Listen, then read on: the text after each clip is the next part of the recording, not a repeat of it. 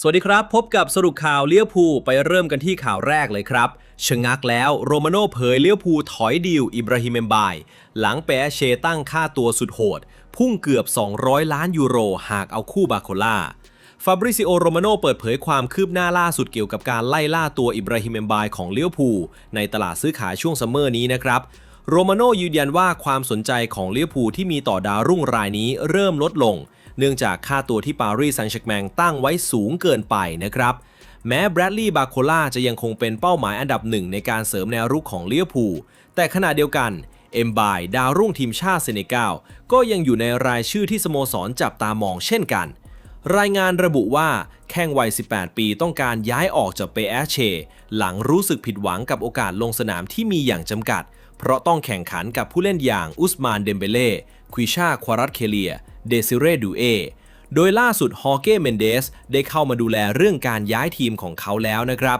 ก่อนหน้านี้ไบเออร์เลเวอร์คูเซนได้ยื่นข้อเสนอเพื่อคว้าตัวเอ็มบายเช่นกันแม้จะไม่มีการเปิดเผยรายละเอียดของข้อเสนอแต่เปเอเชได้ปฏิเสธไปเรียบร้อยแล้วขณะเดียวกันเอ็มบายยังไม่ได้ตัดสินใจเลือกสโมสรใหม่และกำลังรอความชัดเจนเพิ่มเติมก่อนเลือกจากข้อเสนอที่มีอยู่ล่าสุดโรมาโน่กล่าวผ่านช่อง YouTube ของตัวเองว่าเปเอเชเชื่อว่าหากลิเวอร์พูลต้องการคว้าทั้งแบรดลีย์บาโคล่าและอิบราฮิมเอมบายในตลาดรอบนี้จะต้องใช้เงินรวมเกือบ200 ล้านยูโรลิเวอร์พูลได้พูดคุยกับฮอเก้เมนเดสเอเย่นของอิบราฮิมเอมบายมาหลายวันแล้วนะครับแต่จนถึงตอนนี้เปเอเชเชื่อว่าหากลิเวอร์พูลต้องการเซ็นทั้งแบรดลีย์บาโคล่าและอิบราฮิมเอมบายพวกเขาจะต้องใช้เงินเกือบ200 ล้านยูโรแผนของลิเวอร์พูลคือการคว้าปีกเข้ามาเพิ่ม2 คนโดยเฉพาะหากโคดี้กักโปย้ายไปท็อตแนมฮอตสเปอร์ถ้ากักโปย้ายไปสเปอร์และลิเวอร์พูลได้บาโคล่ามาก็จะยังมีพื้นที่สำหรับการเซ็นปีกเพิ่มอีก1 คนแต่ในกรณีของอิบราฮิมเอมบายค่าตัวที่เปเอเชตั้งไว้ถือว่าสูงเกินไปสำหรับลิเวอร์พูลเอ็มบายลงสนามให้เปเอเชรวม30 นัดในฤดูกาลที่ผ่านมา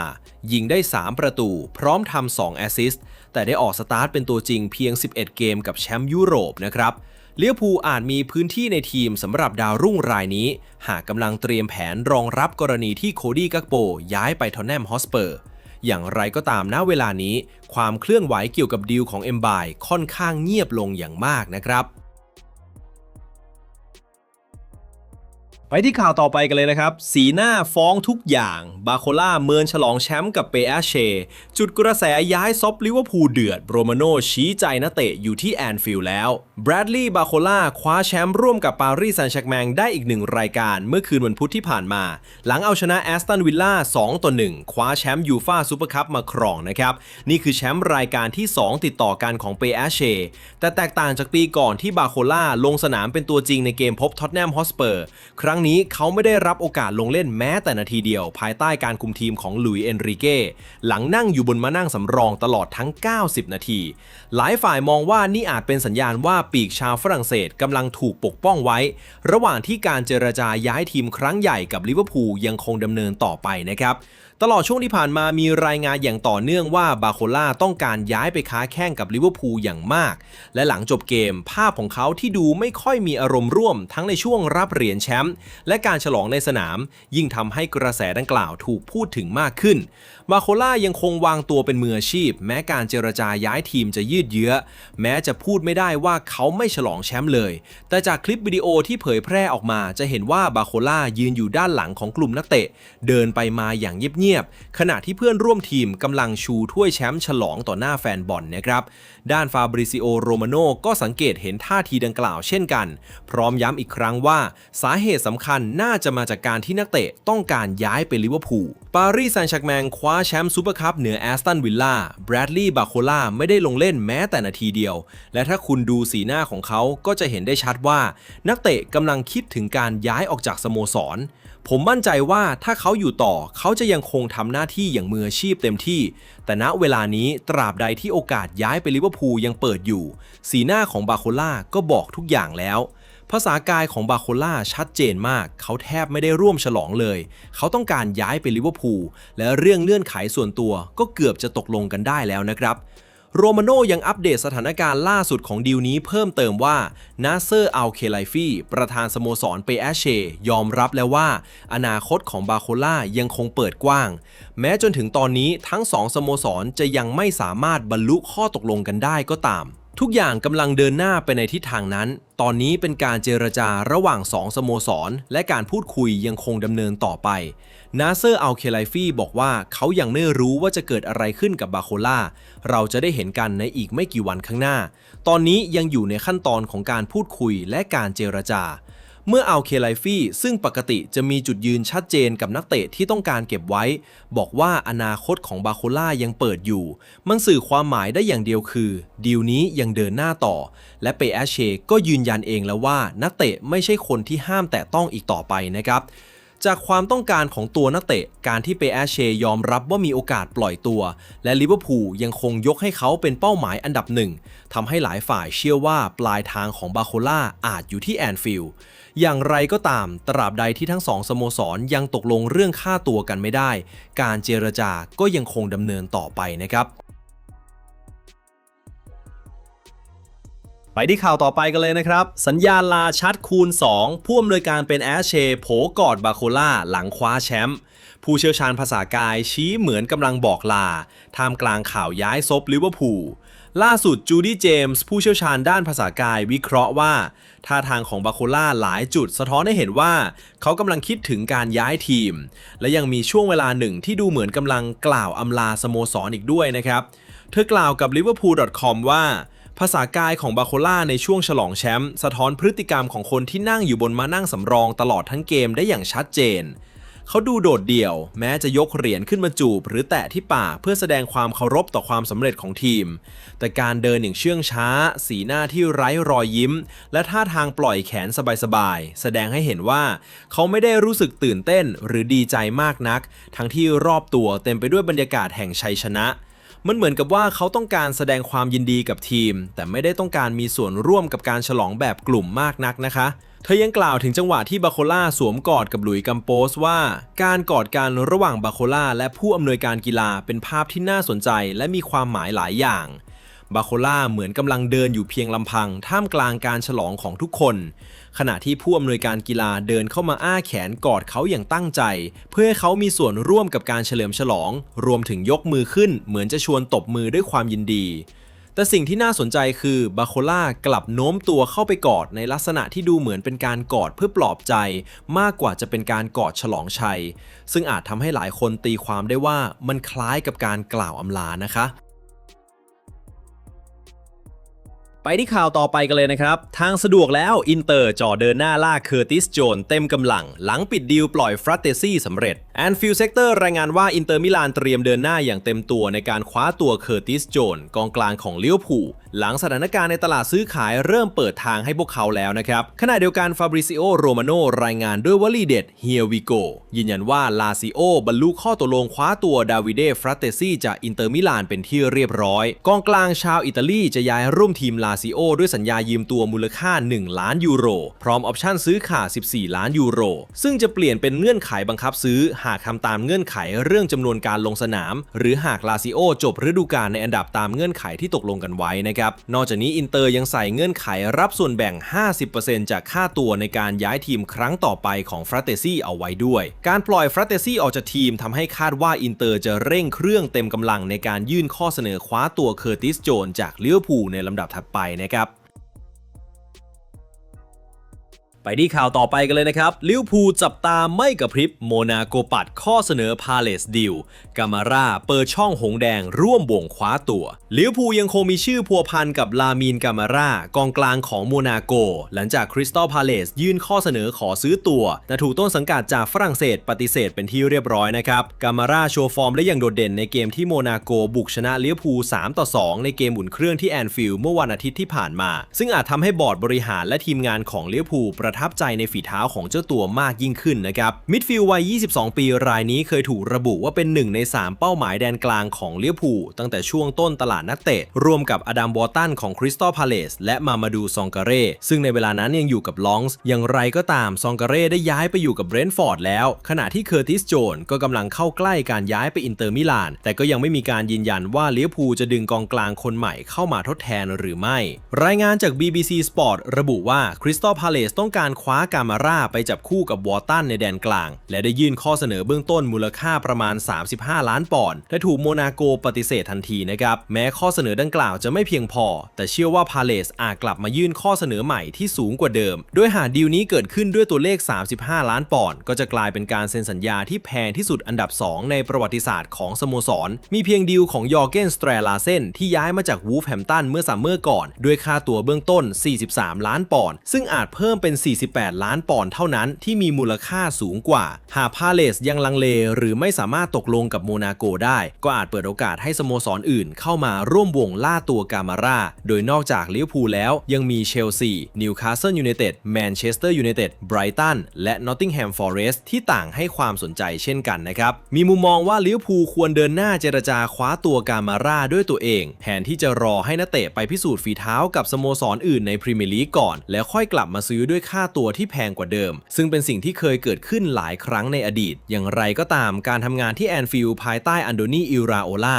ย่อมมีความกดดันสูงกว่าสมัยคุมบอร์นมัธเพราะการเสริมทัพของลิเวอร์พูลมีพื้นที่ให้ผิดพลาดน้อยมากและทุกการตัดสินใจล้วนต้องตอบโจทย์การลุ้นแชมป์นะครับถึงกระนั้นกามาร่าก็ยังถือว่าเป็นนักเตะที่เข้ากับขุมกำลังชุดปัจจุบันได้ดีแม้แดนกลางจะมีโดมินิก โซบอสไลน์อเล็กซิส แม็กอลิสเตอร์และไรอัน กาเฟนแบ็กเป็นตัวหลักอยู่แล้วรวมถึงนีเทรนิโอนี่ดาวรุ่งอนาคตไกลและวาตารุเอนโดที่พร้อมเป็นกำลังเสริมมากประสบการณ์ในแง่สไตล์การเล่นกามาร่าเป็นกองกลางที่มีความครบเครื่องอย่างมากแม้จะถูกจัดอยู่ในบทบาทมิดฟิลด์ตัวรับแต่เขาสามารถทาบอลขึ้นหน้าสร้างสรรค์โอกาสและยิงไกลคุกคามประตูคู่แข่งได้อย่างยอดเยี่ยมนะครับข้อมูลจากฟอร์ดม็อบระบุว่าเขาโดดเด่นทั้งในด้านเกมรับจำนวนการสัมผัสบอลการสร้างโอกาสให้เพื่อนร่วมทีมรวมถึงจำนวนการยิงประตูและการทำประตูเมื่อเทียบกับผู้เล่นในตำแหน่งเดียวกันจุดอ่อนสำคัญของกามาร่าอยู่ที่การเล่นลูกกลางอากาศเนื่องจากเจ้าตัวมีส่วนสูงเพียง5 ฟุต 8 นิ้วแต่สิ่งหนึ่งที่ลิเวอร์พูลได้เห็นกับตาตัวเองในเกมอุ่นเครื่องเมื่อวันอาทิตย์ก็คือความดุดันและความแข็งแกร่งในการเข้าปะทะของเขาที่พร้อมสู้ทุกจังหวะอย่างไม่มีถอยนะครับ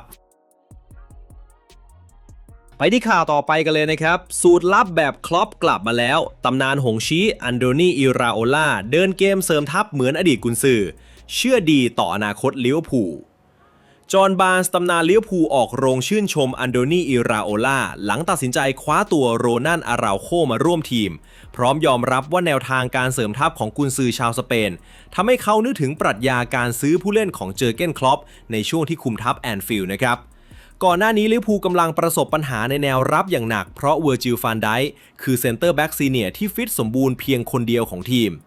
การยืมตัวกับตันทีมบาร์เซโลนามาร่วมทัพถือเป็นดีลที่สร้างความประหลาดใจให้กับวงการฟุตบอลเนื่องจากแทบไม่มีข่าวลือมาก่อนอีกทั้งฟอร์มของอาราโคยังถูกมองว่าตกลงในช่วงปีที่ผ่านมาแนวรับทีมชาติอุรุกวัยวัย 27 ปีเคยขอพักจากวงการฟุตบอลชั่วคราวเมื่อเดือนธันวาคมที่ผ่านมาหลังถูกไล่ออกจากสนามตั้งแต่ครึ่งแรกในเกมยูฟ่าแชมเปี้ยนส์ลีกที่บาร์เซโลนาแพ้เชลซี 0-3ภายหลังอาราโคเปิดเผยว่าเขาต้องต่อสู้กับภาวะซึมเศร้าหลังเผชิญความวิตกกังวลต่อเนื่องยาวนานกว่า 18 เดือนนะครับเมื่อกลับมาลงสนามให้บาร์เซโลนาในเดือนมกราคมปีนี้เขาได้รับแต่งตั้งเป็นกัปตันทีมแต่กลับได้รับโอกาสลงเล่นในลาลิก้าเพียง 16 นัดในฐานะตัวจริงแม้สโมสรจะสามารถป้องกันแชมป์ลีกสเปนได้สำเร็จก็ตามการย้ายมาของอาราโคทำให้เกิดกระแสตอบรับที่หลากหลายในหมู่แฟนบอลลิเวอร์พูลโดยหลายคนตั้งคำถามว่าเขาจะสามารถเรียกฟอร์มเก่งแบบที่เคยได้รับการยกย่องว่าเป็นหนึ่งในกองหลังที่ดีที่สุดของโลกกลับมาได้หรือไม่อย่างไรก็ตามสำหรับจอห์น บาร์นส์การที่ดีลนี้ไม่ได้รับความสนใจมากนักกลับทำให้เขานึกถึงนักเตะหลายคนที่เจอร์เก้น คล็อปเคยดึงมาร่วมทีมก่อนจะก้าวขึ้นเป็นตำนานของสโมสรในเวลาต่อมานะครับเมื่อถูกถามว่าเชื่อหรือไม่ว่าอาราโคจะเป็นการเสริมทัพที่ดีของลิเวอร์พูลบาร์นส์ตอบว่าผมเชื่อนะครับผมคิดว่าการที่มันไม่เวิร์กกับเขาที่บาร์เซโลนาไม่ได้แปลว่าเขาไม่ใช่นักเตะที่ดี สิ่งที่ผู้จัดการทีมต้องทำคือมองนักเตะแล้วบอกว่าเขาอาจไม่ได้ลงเล่นเพราะสโมสรเดิมคิดว่าเขาไม่เหมาะแต่สำหรับแนวทางการเล่นของผมรู้ว่าเขาจะเล่นได้ดีดังนั้นผมจะดึงเขามานั่นแหละคือสิ่งที่คุณอยากเห็นจากผู้จัดการทีมผู้จัดการทีมหลายคนเลือกเซ็นแต่นักเตะที่กำลังดังเพราะกำลังเล่นได้ดีอยู่กับสโมสรอื่นผมจำได้ว่าก่อนที่โรเบโต ฟิมิโนจะย้ายมาลิเวอร์พูลไม่มีทั้งอาร์เซนอลแมนเชสเตอร์ยูไนเต็ดหรือเรอัลมาดริดที่ต้องการเขาเช่นเดียวกับโมฮัมเหม็ด ซาลาห์และซาดิโอ มาเน่ก็ไม่ได้เป็นที่ต้องการของทีมยักษ์ใหญ่แต่เมื่อคล็อปเซ็นนักเตะเหล่านี้เขารู้ว่าพวกเขาจะเข้ากับระบบที่เขาต้องการผมจึงมองว่านี่เป็นการเซ็นสัญญาที่ชาญฉลาดมากนะครับนี่ไม่ใช่ครั้งแรกในช่วงซัมเมอร์นี้ที่อิราโอล่าใช้แนวทางเดียวกับคล็อปในตลาดซื้อขายนักเตะก่อนหน้านี้กุนซือวัย 43 ปีมีบทบาทสำคัญในการโน้มน้าวให้วิกตอร์ มุนยอสเลือกย้ายมาลิเวอร์พูลแทนนิวคาสเซิลยูไนเต็ดรายงานจาก The Athletic ระบุว่าอิราโอล่าได้พูดคุยทางโทรศัพท์กับมุนยอสอย่างละเอียดพร้อมอธิบายว่าเขาจะใช้งานนักเตะรายนี้ในระบบของลิเวอร์พูลอย่างไรนะครับแนวทางดังกล่าวเคยเป็นวิธีที่เจอร์เก้น คล็อปใช้มาตั้งแต่ช่วงแรกที่เข้ามาคุมลิเวอร์พูลในเดือนตุลาคมปี 2015 มาโก กรูยิชคือผู้เล่นคนแรกที่คล็อปเซ็นสัญญาเข้ามาร่วมทีมเมื่อเดือนมกราคมปี 2016 ในเวลานั้นกองกลางชาวเซอร์เบียได้รับความสนใจจากทั้งเชลซีอินเตอร์มิลานเอซีมิลานและยูเวนตุสแต่สุดท้ายกลับเลือกย้ายมาแอนฟิลด์เพราะการพูดคุยทางโทรศัพท์กับคล็อปนะครับกรูยิชเคยเปิดเผยหลังย้ายทีมว่าวิสัยทัศน์ของเขาคือให้ผมเล่นเป็นนักเตะที่อยู่ระหว่างหมายเลข 6 กับหมายเลข 10 หรือที่เรียกว่ามิดฟิลด์แบบ box to box สิ่งเดียวที่ผมขอคือผมไม่อยากถูกปล่อยยืมผมแค่อยากเล่นให้ลิเวอร์พูลแต่เขาเปิดใจมากและอธิบายให้ผมฟังว่าเขามองเส้นทางพัฒนาของผมอย่างไรเมื่อโค้ชระดับนั้นโทรหาคุณด้วยตัวเองมันคือเกียรติสูงสุดจริงๆนะครับการโทรครั้งนั้นทำให้ผมยิ่งมั่นใจมากขึ้นว่าอยากย้ายมาลิเวอร์พูลนะครับไปที่ข่าวต่อไปกันเลยนะครับเปิดบทสนทนาลับเปลี่ยนชีวิตสตีเวน เจอราร์ดเผยคำพูดที่ทำให้เวอร์จิล ฟานไดค์เลือกซบลิเวอร์พูลเหนือแมนซิตี้ช่วงปลายปี 2017 เวอร์จิล ฟานไดค์ได้หยิบโทรศัพท์ขึ้นมาโทรหาคนสำคัญคนหนึ่งนั่นคือสตีเวน เจอราร์ดในเวลานั้นปราการหลังเนื้อหอมรายนี้กำลังชั่งใจเกี่ยวกับการตัดสินใจครั้งสำคัญที่สุดครั้งหนึ่งในอาชีพค้าแข่งหลังหลายสโมสรยักษ์ใหญ่เปิดศึกแย่งลายเซ็นของเขาจากเซาท์แฮมป์ตันท้ายที่สุดการแข่งขันครั้งนั้นก็จบลงด้วยชัยชนะของลิเวอร์พูลเมื่อเวอร์จิล ฟานไดค์ย้ายมาสวมเสื้อหงแดงอย่างเป็นทางการในวันปีใหม่ปี 2018 ล่าสุดมีการเปิดเผยว่าความตั้งใจของฟานไดค์ที่อยากประสบความสำเร็จกับลิเวอร์พูลมากกว่าสโมสรอื่นได้รับอิทธิพลอย่างมากจากบทสนทนากับเจอราร์ดก่อนที่เขาจะย้ายมาร่วมทีมสตีเวน เจอราร์ดเปิดเผยว่าตอนนั้นเขาโทรหาผมจริงๆนะครับผมรู้จักเอเย่นของเขาเป็นอย่างดีตอนนั้นมีทั้งแมนเชสเตอร์ซิตี้และลิเวอร์พูลที่กำลังล่าตัวเขาพูดกับผมว่าผมไม่ได้โทรมาขอให้คุณช่วยโน้มน้าวให้เลือกทางใดทางหนึ่งนะเพราะผมรู้ดีว่าคุณจะเชียร์ให้ผมไปลิเวอร์พูลแต่ผมแค่อยากให้คุณเล่าเกี่ยวกับลิเวอร์พูลให้ฟังหน่อยผมก็ตอบเขาไปว่าถ้าคุณกำลังถามว่าทั้งสองสโมสรยึดมั่นในอะไรและมีตัวตนแบบไหนคุณไม่จำเป็นต้องเสียเวลาถามหรอกเพราะผมคิดว่าคุณรู้อยู่แล้วว่าคำตอบคืออะไรมันเป็นบทสนทนาที่น่าสนใจมากและผมดีใจสุดๆที่สุดท้ายเขาเลือกพวกเราด้านเวอร์จิล ฟานไดค์ก็ยืนยันว่าเขาจำเหตุการณ์ครั้งนั้นได้เป็นอย่างดีพร้อมกล่าวว่าแน่นอนครับผมจำได้ทั้งคุณเองเฮนโดและเจอร์เก้น คล็อปต่างมีความสำคัญกับผมมากนะครับแค่ได้มีโอกาสพูดคุยกับคุณก็ถือเป็นเรื่องที่ยิ่งใหญ่มากแล้วความรู้สึกที่ผมอยากเล่นให้กับสโมสรแห่งนี้มันรุนแรงมากจริงๆและตั้งแต่วันแรกแฟนบอลก็ให้การต้อนรับผมอย่างอบอุ่นการที่ผมยิงประตูใส่เอเวอร์ตันได้ตั้งแต่นัดเปิดตัวก็ยิ่งช่วยให้ทุกอย่างสมบูรณ์แบบมากขึ้นนะครับทั้งนี้ภาพเบื้องหลังและบทสัมภาษณ์ดังกล่าวเป็นส่วนหนึ่งของภาพยนตร์ออริจินอลเรื่องกัปตันของลิเวอร์พูลซึ่งจะเปิดให้รับชมผ่าน All Red Video ตั้งแต่วันที่ 18 สิงหาคมเป็นต้นไปนะครับไปที่ข่าวต่อไปกันเลยนะครับหงแดงล็อกอนาคตลิเวอร์พูลจับกองหลังดาวรุ่งอดีตแมนซิตี้เซ็นสัญญาอาชีพฉบับแรกเตรียมดันขึ้นเป็นกำลังหลักอะคาเดมี่ลิเวอร์พูลประกาศมอบสัญญาอาชีพฉบับแรกให้กับลูคัส คลาร์กประกาศหลังดาวรุ่งที่ย้ายมาจากแมนเชสเตอร์ซิตี้โดยเจ้าตัวถูกวางตัวให้รับบทบาทสำคัญในทีมเยาวชนของสโมสรสำหรับฤดูกาลนี้นะครับคลาร์กย้ายจากแมนเชสเตอร์ซิตี้มาร่วมทัพลิเวอร์พูลเมื่อเดือนธันวาคมปี 2024 ก่อนจะปรับตัวได้อย่างรวดเร็วและก้าวขึ้นมาเป็นตัวจริงของ ของทีม U18 อย่างต่อเนื่องตลอดฤดูกาลที่ผ่านมาเซนเตอร์แบ็กวัย 17 ปีลงสนามรวมทั้งสิ้น 27 นัดในทุกรายการรวมถึงได้ลงเล่นในศึกยูฟ่ายูทลีกกับทีม U19 อีก 3 นัดและยังเป็นหนึ่งในนักเตะที่ทำผลงานโดดเด่นตลอดช่วงปรีซีซั่นล่าสุดลิเวอร์พูลยืนยันอย่างเป็นทางการในวันนี้ว่าคลาร์กได้เซ็นสัญญาอาชีพฉบับแรกกับสโมสรเรียบร้อยแล้วคาดว่าสัญญาฉบับนี้จะทำให้เจ้าตัวอยู่กับลิเวอร์พูลอย่างน้อยจนถึงปี